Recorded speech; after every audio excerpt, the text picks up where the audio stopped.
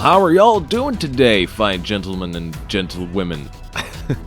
I'm doing pretty damn well, if you were wondering. We have officially broken the 2K milestone, and that makes me a very, very happy individual. And it's not even the sub count that makes me so happy. It's all those new faces I see in the comments section giving me all this great feedback. So to all the newcomers out there, which are quite a few actually, welcome to the channel, and I hope you will enjoy your stay here. So my last upload went extremely well, the cinematic montage. You guys really seem to appreciate that one, which makes me, again, as you can already guess, very, very happy. I really enjoy making them, and I usually get inspired by music, so if you are in possession of any sweet tracks, it doesn't really matter what style of music it is, throw it at my face, and if I like it enough, I shall use it for my next cinematic montage. So yes, you can definitely expect a new one. I won't be doing them too often though, because I want to make every montage unique and different in some way. The last thing I want to do is go all FPS Mongol on your asses. And that joke will only be understood by a very small portion of my viewers. So if it wasn't funny to you, it's perfectly normal. Don't panic, and don't click that dislike button just yet, people, because we are about to jump into today's topic. Shotguns and good positioning, two things that go very well together in Battlefield 4. Now, good positioning is in fact the most important thing when using your shotgun, or at least it's one of the most important things. Because of that limited range, you will depend a lot on good cover, and in this gameplay you will see me doing just that. I constantly try to have some kind of cover to duck behind when I get shot, so I can quickly throw down my bro box and regain my health. Flanking, of course, is also a big part of doing well with the shotties. Always try to somehow flank your opponent, you know. Don't just run up to his face, but take him from behind, you know. Just to keep in that element of surprise, much like I did to my girlfriend last night. However, that went terribly wrong real fast. But I also like to hit them from the side, so if they have any teammates behind them, you know, I can quickly spot them and take them out.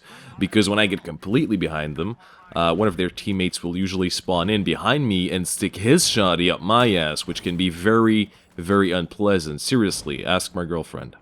So many sexually tinted jokes. GG, Dolce, GG.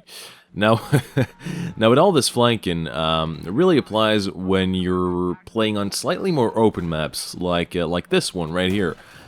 Stalling because I forgot the name of the map. Hide and Resort, there we go.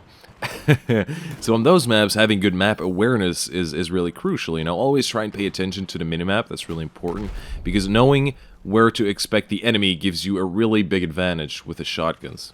And what I really like about these shotguns is the fact that you can play aggressively, or you can play more of a supportive role, like covering an objective or a flag, for example.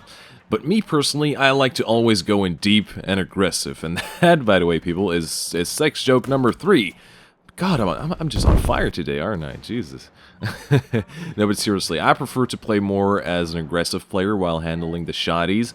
You know, always try and be on the move, trying to surprise my opponent, and that's really the way you should always try to approach your opponent, you know. Surprise him, you know, strike when he's not expecting you, much like the aggressive recon, actually.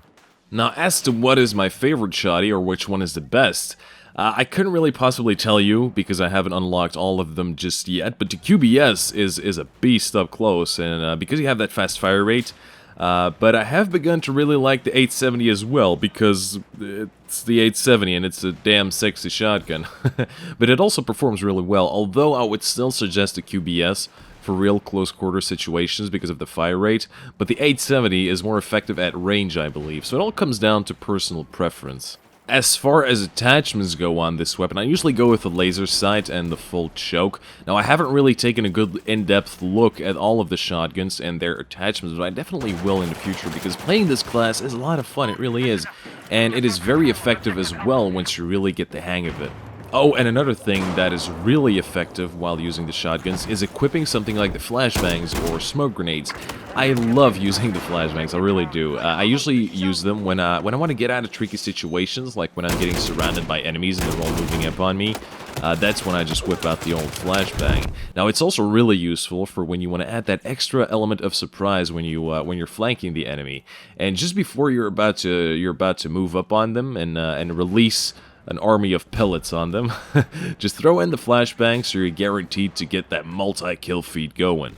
And of course the smoke grenade is also really useful for when you want to sneak up on the enemy while staying undetected. And I'll actually try and make a video on that because I often see it being underused on the battlefield. Oh, also if you want to blaze it up, go for the actual hand grenades instead of the nades you put in your grenade launcher, because they do look like they create a larger smoke barrier. But that's about it for now, guys. Go out there and give the shotties a try, and let me know, what is your favorite playstyle when you're using the shotguns? Are you more of an aggressive player, or do you like to, sneaky sneak up on the enemy? Just let me know. Thanks for watching, guys. Hopefully you have enjoyed this little video, and if you did, of course, do not forget to like the like button. That didn't even make sense. Click the like button. There we go. So I know I'm not failing at this whole YouTube gig. Alright, guys, I am Dolce, and I will see you in the next video.